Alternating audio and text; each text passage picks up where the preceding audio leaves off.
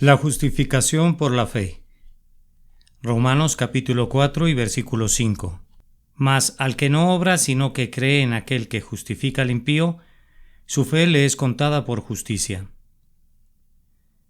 ¿Cómo puede una persona pecadora justificarse delante de Dios, el Señor y juez de todos?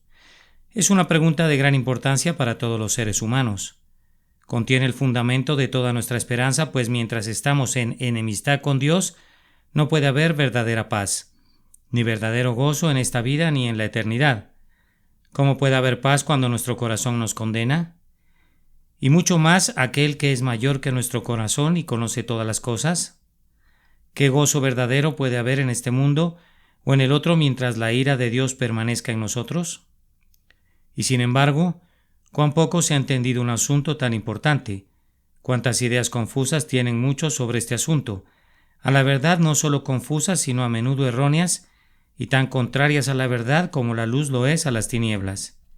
Nociones absolutamente inconsistentes con los oráculos de Dios y con toda la analogía de la fe, por lo cual, al errar con respecto al fundamento, no pueden construir nada después, al menos no con oro ni plata ni con piedras preciosas que resistan la prueba del fuego, sino con heno y hojarasca, que ni son aceptables a Dios ni útiles a los seres humanos. A fin de hacer justicia, en cuanto de mí dependa al asunto de tan gran importancia que vamos a tratar, de evitar que aquellos que con toda sinceridad buscan la verdad se distraigan con vanas pláticas y contiendas de palabras, de aclarar la confusión a que algunas personas han sido conducidas y de presentarles grandes y verdaderas concepciones de este gran misterio de la piedad. Me esforzaré en demostrar. Primero, ¿cuál es la base general de toda esta doctrina de la justificación? Segundo, ¿qué es la justificación? Tercero, ¿quiénes son justificados? Cuarto, ¿bajo qué condiciones son justificados? En primer lugar, debo presentar la base general de toda esta doctrina de la justificación. El ser humano fue creado a imagen de Dios, santo como aquel que lo creó es santo, misericordioso como el creador de todo es misericordioso, perfecto como el Padre del cielo es perfecto. Así como Dios es amor, el humano, quien vivía en amor, vivía en Dios y Dios en él. Dios creó al ser humano para que fuese a imagen de su propia eternidad, semejanza incorruptible del Dios de gloria. Era por consiguiente puro como Dios es puro, sin mancha de pecado. No conocía el pecado en ningún otro grado o manera, sino que estaba interior y exteriormente limpio y libre de pecado. Amaba al Señor su Dios con todo su corazón, con toda su alma y con toda su mente y con todas sus fuerzas. Dios le dio a este ser humano justo y perfecto una ley perfecta en la que esperaba obediencia plena y perfecta. Dios requirió total obediencia en todo punto, obediencia que debía ser observada sin interrupción desde el momento en que el ser humano fue alma viviente hasta el momento en que terminara su prueba. No había disculpa para falta alguna. No tenía que haberla por cuanto el ser humano era capaz de llevar a cabo la tarea asignada y estaba totalmente equipado para toda buena palabra y obra. Pareció bien a Dios en su infinita sabiduría añadir a la ley del amor que estaba grabada en el corazón del ser humano, contra la cual quizás no podía pecar directamente, otra ley positiva. Mas del fruto del árbol que está en medio del huerto, dijo Dios, no comeréis, añadiendo la siguiente pena, para que no muráis. Tal era el estado del ser humano en el paraíso debido al amor infinito e inmerecido de Dios. El ser humano era puro y feliz, conocía, amaba y disfrutaba de Dios, lo cual es en substancia la vida eterna, y podía vivir en esta vida de amor para siempre si continuaba obedeciendo a Dios en todas las cosas, pero si lo desobedecía en alguna lo perdería todo. El día que de él comieres, dijo Dios, ciertamente morirás. El ser humano desobedeció a Dios, comió del árbol que Dios le había mandado diciendo, no comerás de él. En ese día fue condenado por el justo juicio de Dios. Desde ese momento también comenzó a cumplirse en él la sentencia que se le había advertido. Desde el momento en que probó el fruto murió, su alma murió, se separó de Dios, separado del cual el alma no tiene más vida que el cuerpo cuando está separado del alma. Su cuerpo asimismo se volvió corruptible y mortal, de manera que la muerte se posesionó también de esta parte del ser humano. Estando ya muerto en espíritu, muerto para con Dios, muerto en pecado, se precipitaba hacia la muerte eterna. hacia la destrucción tanto de su cuerpo como de su alma, en el fuego que nunca se apagará. Así que, por un hombre entró el pecado en el mundo y por el pecado la muerte.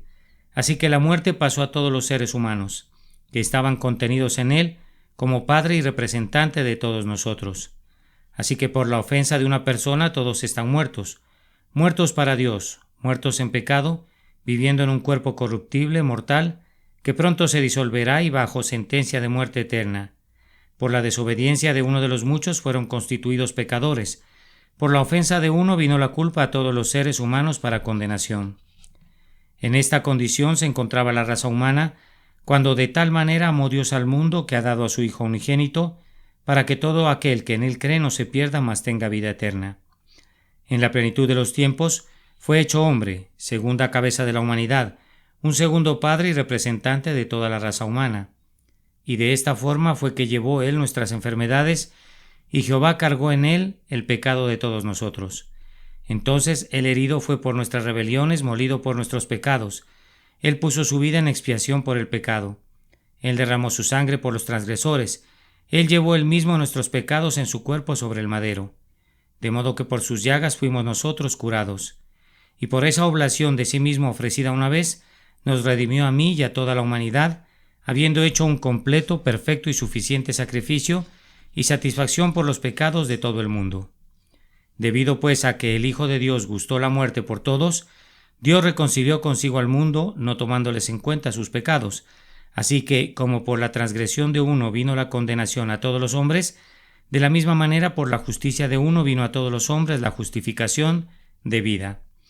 De manera que, por amor de su amado Hijo, por lo que ha hecho y sufrido por nosotros, Dios ahora promete bajo una sola condición, en el cumplimiento de la cual Él mismo nos ayuda, tanto perdonarnos el castigo que nuestros pecados merecen, como volvernos su gracia, y dar a nuestras almas muertas la vida espiritual perdida como arras de la vida eterna.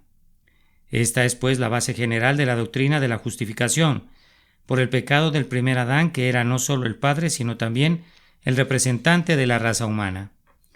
Perdimos el favor de Dios, nos convertimos en hijos de la ira, o como dice el apóstol, por la transgresión de uno vino la condenación a todos los hombres. De la misma manera, por medio del sacrificio por el pecado que el segundo Adán ofreció como representante de todos nosotros, Dios se reconcilió a todo el mundo de tal modo que le dio un nuevo pacto. Una vez cumplida la condición de éste, ya no hay condenación para los que están en Cristo Jesús, siendo justificados gratuitamente por su gracia mediante la redención que es en Cristo Jesús. Pero, ¿qué significa ser justificado? ¿Qué cosa es la justificación? Esta es la segunda proposición que prometí desarrollar. De lo anteriormente observado se desprende que no se trata de ser justo o recto en sentido literal. Eso es santificación, lo cual es en cierto grado el fruto inmediato de la justificación, pero es aún así un don de Dios distinto y de una naturaleza diferente. La justificación implica lo que Dios hace por nosotros por medio de su Hijo. La santificación es lo que Dios obra en nosotros por medio de su Espíritu. Así que, aunque en algunas raras ocasiones el término justificado o justificación se usa en un sentido amplio que incluye la santificación también, sin embargo, en su uso general, tanto San Pablo como los otros escritores inspirados distinguen un concepto del otro. No se puede probar con ningún texto específico de las Sagradas Escrituras la doctrina aventurada de que la justificación nos libra de toda acusación, especialmente de la que Satanás hace en nuestra contra. En toda la exposición bíblica sobre este tema no se toma en cuenta ni al acusador ni a su acusación. No se puede negar que él es acusador de los seres humanos, llamado así en forma enfática, pero no parece que el gran apóstol haya hecho referencias a ello en forma mayor o menor, en todo lo que escribió a los romanos y a los gálatas acerca de la justificación. Es mucho más fácil, además, suponer que la justificación significa quedar libre de la acusación que la ley presenta en contra nuestra, que probarlo claramente con el testimonio de la Escritura. Especialmente si esta manera de expresarse tan forzada y poco natural quiere decir otra cosa que lo siguiente, que si bien hemos quebrantado la ley de Dios y merecido por ello la condenación del infierno, Dios no aplica el merecido castigo a las personas que han sido justificadas. Menos aún que lo anterior, La justificación significa que Dios se engañe con aquellos a quienes justifica, que los crea ser lo que en verdad no son, que los considere diferentes de lo que son. No significa que Dios se forme de nosotros una idea contraria a la verdadera naturaleza de las cosas, que nos crea mejores de lo que realmente somos o que nos crea justos cuanto en realidad somos injustos. Ciertamente que no. El juicio de Dios, que es todo sabiduría, es siempre conforme a la verdad. No puede tampoco ser consistente con su infalible sabiduría pensar que soy inocente, juzgar que soy justo o santo, porque otra persona lo sea. No puede de esta manera confundirme más con Cristo que con David o con Abraham, a quien Dios haya dado inteligencia. Pese estas cosas sin prejuicio y no dejará de comprobar que tal concepto de la justificación es contrario a la razón y a la Escritura. La enseñanza simple y clara de la Escritura respecto a la justificación es el perdón de los pecados. Es ese acto de Dios, el Padre, mediante el cual, por medio de la propiciación hecha por la sangre de su Hijo, manifestó su justicia o misericordia a causa de haber pasado por alto en su paciencia los pecados pasados. Esta es la sencilla y natural explicación que da San Pablo a través de toda su epístola. De esta manera lo explica él mismo, particularmente en este y en el siguiente capítulo. Uno de los versículos que siguen el texto dice: Bienaventurados aquellos cuyas iniquidades son perdonadas y cuyos pecados son cubiertos. Bienaventurado el varón a quien el Señor no inculpa de pecado. A quien está justificado o perdonado, Dios no le imputará pecado para condenación. Por esta causa no lo condenará ni en este mundo ni en el otro. Todos sus pecados pasados de pensamiento, palabra y obra son cubiertos, son borrados, no serán recordados ni mencionados en su contra, son como si nunca hubieran sido. Dios no aplicará a este pecador lo que merece, porque el Hijo de su amor sufrió por él, desde el momento en que somos aceptos en el amado, justificados en su sangre. Dios nos ama, nos bendice y vela por nosotros para bien como si nunca hubiéramos pecado. De hecho, el apóstol en un lugar parece extender el sentido de la palabra mucho más cuando dice: porque no son los oidores de la ley los justos, sino los hacedores de la ley serán justificados. Aquí parece referir nuestra justificación a la sentencia del gran día del juicio. Lo mismo dice nuestro Señor Jesucristo: porque por tus palabras serás justificado, probando así que de toda palabra ociosa que hablen los hombres, de ella darán fruto en el día del juicio. Difícilmente encontraremos otro pasaje en que San Pablo use la palabra en este sentido.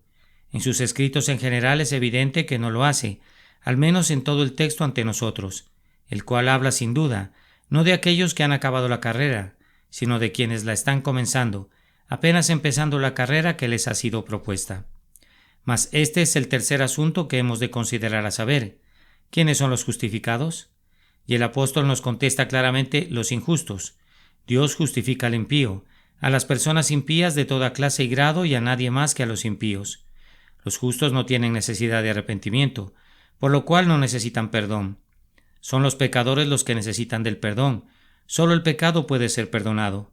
El perdón, por consiguiente, tiene una relación directa y única con el pecado. Nuestra iniquidad es el objeto del perdón misericordioso de Dios. Es nuestra iniquidad la que Dios nos vuelve a recordar. Los que arguyen con vehemencia que el ser humano tiene que estar santificado antes de ser justificado, parecen olvidar por completo todo lo anterior, especialmente los que dicen que debe haber primero una santidad universal u obediencia que debe preceder a la justificación, a menos que estén refiriéndose a la justificación en el día final, lo cual está fuera de toda consideración. Tan lejos de la verdad está semejante proposición que no solo es imposible, porque donde no hay amor de Dios no puede haber santidad, y no hay amor de Dios fuera del que resulta de la conciencia de su amor para con nosotros, sino que es un absurdo, una contradicción. No es el santo sino el pecador quien es perdonado, y bajo el título de pecador, Dios justifica a los impíos, no a los justos, no a los que ya son santos, sino a los que necesitan santificación. Vamos muy pronto a considerar bajo qué condiciones lleva a cabo esta justificación, pero es evidente que la base de dicha justificación no es la santidad. El hacer esta declaración sería como decir que el Cordero de Dios quita solo aquellos pecados que ya habían sido borrados. ¿Busca el buen pastor solo a los que ya se encuentran en el redil? No, busca y salva a las ovejas perdidas, perdona a quienes necesitan de su perdón misericordioso, salva del sentido de culpa a causa del pecado y de su poder al mismo tiempo, a pecadores de todo tipo, de todo grado, seres humanos que hasta este momento eran impíos por completo, en los cuales no existía el amor del Padre y en quienes por tanto nada bueno existía, ninguna disposición buena o verdaderamente cristiana, sino por el contrario solo la que era mala y abominable, orgullo, ira, amor al mundo, los frutos naturales de una mente carnal que es enemiga de Dios. Los enfermos, a quienes el peso de sus pecados abruma y resulta intolerable, son quienes tienen necesidad de médico. Quienes se sienten culpables y gimen bajo el peso de la ira de Dios son quienes necesitan perdón. Quienes se sienten ya condenados no solo por Dios, sino también por su propia conciencia, como por 1000 testigos de su iniquidad y transgresiones de pensamiento, palabra y obra, son los que claman por aquel que justifica al impío, mediante la redención que es en Cristo Jesús. Los impíos, quienes no hacen el bien, no hacen nada bueno, verdadero o santo, antes de ser justificados, sino que constantemente hacen iniquidad. Sus corazones son por necesidad perversos, hasta que el amor de Dios se derrama sobre ellos. Mientras el árbol esté corrompido, el fruto también lo estará. El árbol malo no puede dar buenos frutos. Mas si alguien levanta la objeción, una persona antes de ser justificada puede dar de beber a las personas sedientas, vestir a las desnudas y estas son buenas obras. La respuesta es sencilla. Esa persona puede hacer estas cosas aún antes de ser justificada y en cierto sentido son buenas obras, son buenas y provechosas para los seres humanos. Esto no quiere decir que sean buenas intrínsecamente o que sean buenas a los ojos de Dios. Todas las obras verdaderamente buenas, para usar el lenguaje de nuestra Iglesia, siguen la justificación y son por lo tanto buenas y aceptables a Dios en Cristo, porque nacen de una fe viva y verdadera. Usando las mismas razones, podemos decir que todas las obras hechas antes de la justificación no son buenas en el sentido cristiano, pues no son el resultado de la fe en Jesucristo, aunque pueden surgir de cierto grado de fe en Dios, puesto que no son hechas de acuerdo a la voluntad de Dios ni a sus mandamientos, aunque esto nos parezca extraño, sino que tienen la naturaleza del pecado. Tal vez los que dudan de esto no hayan considerado en todo su peso la razón que aquí se aduce, por la cual no deben considerarse como buenas las obras hechas antes de la justificación. El argumento es el siguiente: ninguna obra es buena a menos que se haya hecho según Dios lo desea y manda. Ninguna obra hecha antes de la justificación es hecha según Dios lo desea y manda. Luego, ninguna obra hecha antes de la justificación es buena. La primera proposición es evidente por sí misma, y la segunda, que ninguna obra hecha antes de la justificación es hecha en conformidad con la voluntad y el mandato de Dios, aparecerá clara y evidente si consideramos el mandato de Dios de hacer todas las cosas en amor, en ágape, en ese amor a Dios que produce amor hacia todos los seres humanos. Pero ninguna de estas obras puede ser hecha en amor mientras el amor del Padre, de Dios como nuestro Padre, no está en nosotros. Y este amor no puede estar en nosotros hasta que no recibamos el Espíritu de adopción, por el cual clamamos Abba Padre. Por lo tanto, si Dios no justifica a los impíos y a los que en este sentido no hacen buenas obras, entonces Cristo ha muerto en vano. Entonces, a pesar de su muerte, ninguna carne será justificada. Entonces, ¿bajo qué condiciones son justificados los injustos y aquellas personas que hasta ese momento no hacen buenas obras? Bajo una sola condición, la fe. Dicha persona cree en aquel que justifica al impío y el que en él cree no es condenado, mas ha pasado de muerte a vida. La justicia de Dios es por medio de la fe en Jesucristo para todos los que creen en él, a quien Dios puso como propiciación por medio de la fe en su sangre, de manera que él sea el justo y consecuente con justicia, el que justifica al que es de la fe de Jesús. Concluimos, pues, que el hombre es justificado por fe sin obras de la ley, es decir, sin previa obediencia a la ley moral, que ciertamente no podía obedecer hasta ahora. Es evidente que se refiere a la ley moral solamente a juzgar por las palabras que siguen. Luego, ¿por la fe invalidamos la ley? En ninguna manera, sino que confirmamos la ley. ¿Qué ley establecemos por la fe? ¿La ley del ritual? No. ¿La ley ceremonial de Moisés? No, en manera alguna, sino más bien la gran ley del amor que nunca cambia, de amor santo a Dios y a nuestro prójimo. La fe en general es una prueba o persuasión divina y sobrenatural, una convicción de lo que no se ve, que los sentidos de nuestro cuerpo no pueden descubrir porque pertenece a lo pasado, a lo futuro o a lo espiritual.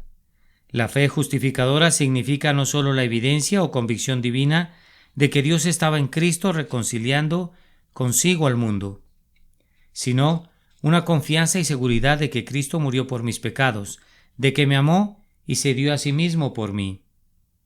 Cualquiera que sea la edad de la persona pecadora que así cree, sea en la infancia, en la plena madurez o cuando ha llegado a la ancianidad, Dios justifica a esa persona. Dios, por amor de su Hijo, perdona y absuelve a quien hasta entonces no tenía en sí nada bueno. Dios le había dado antes el arrepentimiento, pero dicho arrepentimiento no era nada más que una convicción íntima de la falta de todo bien y la presencia de todo mal. Cualquier cosa que se encuentre en esta persona desde ese momento en que cree en Dios por medio de Cristo, no es algo que la fe encuentra en la persona, sino más bien algo que la fe produce en ella. Es fruto de la fe. Primeramente el árbol es bueno y entonces el fruto también es bueno. No puedo describir esta fe mejor que en lenguaje de nuestra Iglesia. El único medio de salvación, de la cual la justificación es una parte, es la fe. Es decir, la seguridad y certeza de que Dios nos ha perdonado y perdonará nuestros pecados, que nos ha devuelto su gracia por los méritos de la pasión y muerte de Cristo. En este punto debemos estar seguros de no vacilar en nuestra fe en Dios. Al acercarse Pedro al Señor sobre el agua, vaciló y estuvo en peligro de ahogarse. De la misma manera, si vacilamos o empezamos a dudar, debemos con razón temer hundirnos como Pedro, mas no en el agua, sino en las profundidades del infierno. Ten por consiguiente una fe segura y constante, no solo en la muerte de Cristo, que es aplicable a todo el mundo, sino en el hecho de que ofreció un sacrificio completo y suficiente por ti, un perfecto lavacro de tus pecados, de manera que puedes decir con el apóstol que te amó y se dio a sí mismo por ti. Esto es hacer tuyo al Cristo, apropiarte sus méritos. Al afirmar que esta fe es la condición para la justificación, quiero decir ante todo que sin ella no existe la justificación. El que no cree ya ha sido condenado, y en tanto no puede creer, su condenación permanece y la ira de Dios está sobre él. No hay otro nombre debajo del cielo sino el del Señor Jesús de Nazaret, ni otros méritos aparte de los suyos, por medio de los cuales el pecador pueda salvarse del sentido de culpa por el pecado, de modo que el único medio de tener parte en estos méritos es por la fe en su nombre. Así que mientras estemos sin esa fe, somos ajenos a los pactos de la promesa, alejados de la ciudadanía de Israel y sin Dios en el mundo. Cualquier virtud que el ser humano pueda tener, hablo de aquellos a quienes el Evangelio se les ha predicado, porque ¿qué razón tendría yo para juzgar a los que están fuera? De nada le vale, sigue siendo hijo de ira, todavía está bajo la maldición hasta que crea en Jesús. La fe es, por lo tanto, la condición necesaria para la justificación, la única condición necesaria. Este es el segundo punto que debemos examinar con cuidado. Desde el mismo momento en que Dios da esta fe, porque es un don de Dios, al injusto que no hace buenas obras, su fe le es contada por justicia. Antes de ese momento no tenía ninguna justicia, ni siquiera la justicia pasiva de la inocencia. Empero, su fe le es imputada por justicia, desde el mismo momento que creyó. No es que Dios crea que el creyente sea de naturaleza diferente a la que en realidad es que Dios hizo a Cristo pecado por nosotros. Esto es, lo trató como pecador, lo castigó por nuestros pecados, así que Dios nos cuenta como justos desde el momento en que creemos en Él. Esto es, no nos castiga por nuestros pecados, sino que nos trata como si fuésemos inocentes y justos. Sin duda alguna, la dificultad de aceptar esta proposición de que la fe es la única condición de la justificación se debe a que no se entiende bien. Esto es lo que queremos decir. Es la única condición sin la cual nadie es justificado, la única cosa que es requisito inmediatamente, absolutamente indispensable para obtener el perdón. Así como por una parte, aunque el ser humano tenga todos los demás requisitos, si no tiene fe no puede ser justificado. De la misma manera y por otra parte, aunque le falten las demás condiciones, si tiene fe, está justificado. Supongamos que un pecador de cualquier clase o condición, consciente de su completa iniquidad, de su falta de habilidad para pensar, hablar o hacer el bien y de su total aptitud para el infierno de fuego, supongamos, como digo, que este pecador sin ayuda y sin esperanza se rinde por completo a la misericordia de Dios en Cristo, lo cual no sería posible sino por la gracia de Dios. ¿Quién puede dudar de que será perdonado en este momento? ¿Quién podría afirmar que es indispensable cumplir con alguna otra cosa antes que el pecador pueda ser justificado? Si desde el principio del mundo se ha dado semejante caso, y deben haberse dado millares de millares, claramente se desprende que la fe en el sentido antes mencionado es la única condición de la justificación. No corresponde a las pobres criaturas pecaminosas que diariamente recibimos tantas bendiciones, desde la más pequeña gota de agua que refresca nuestra lengua hasta las inmensas riquezas en gloria en la eternidad de gracia, por puro favor y no en pago de alguna deuda, pedir a Dios las razones de su conducta. No nos corresponde preguntar a quien no da cuenta de ninguna de sus razones, reclamar: ¿por qué hiciste que la fe fuese la única condición de la justificación? ¿Por qué decretaste el que cree y solamente el que cree será salvo? Este es el punto en que San Pablo insiste firmemente en el capítulo 9 de esta epístola, que los términos del perdón y la aceptación no dependen de nosotros sino de aquel que nos llama. Dios no es injusto cuando establece sus propias condiciones, no según nuestra voluntad sino conforme a la suya. Dios es quien puede decir: tendré misericordia del que tendré misericordia, a saber, de aquel que creyere en Jesús. Así que no es del que quiere ni del que corre el escoger la condición con la cual será aceptado, sino de Dios, que tiene misericordia, que no acepta a nadie sino por su amor infinito y su bondad sin límites. Por lo tanto, tiene misericordia de quien tiene misericordia, esto es, de aquellos que creen en el Hijo de su amor, y al que quiere, esto es, al que no cree, endurece, lo abandona a la dureza de su corazón. Podemos, sin embargo, pensar humildemente en una razón por la cual Dios ha fijado esta condición para la justificación. Cree en el Señor Jesucristo y serás salvo. Lo ha hecho con la intención de apartar al ser humano de la soberbia. La soberbia había destruido a los mismos ángeles de Dios, había hecho caer a una tercera parte de las estrellas del cielo. Fue en gran medida debido a esta soberbia que cuando el tentador dijo: «Seréis como Dios», Adán violó su fidelidad y trajo el pecado y la muerte al mundo. Fue por lo tanto un ejemplo de sabiduría por parte de Dios el imponer tal condición de reconciliación para él y su posteridad, para que quedásemos humillados y abatidos hasta el polvo. Tal es la fe. Está especialmente adaptada para este propósito. Quien se acerca a Dios por la fe debe fijarse en su propia iniquidad, su culpa y miseria, sin tomar en cuenta que haya algo bueno en sí mismo, ninguna virtud o justicia.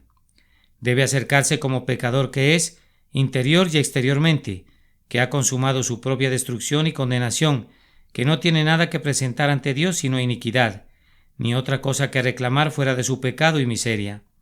Solamente así, cuando enmudece y se reconoce culpable ante la presencia de Dios, es cuando puede mirar a Jesús como la única y perfecta propiciación por sus pecados. Solo de esta manera puede ser hallado en él y recibir la justicia de Dios por medio de la fe.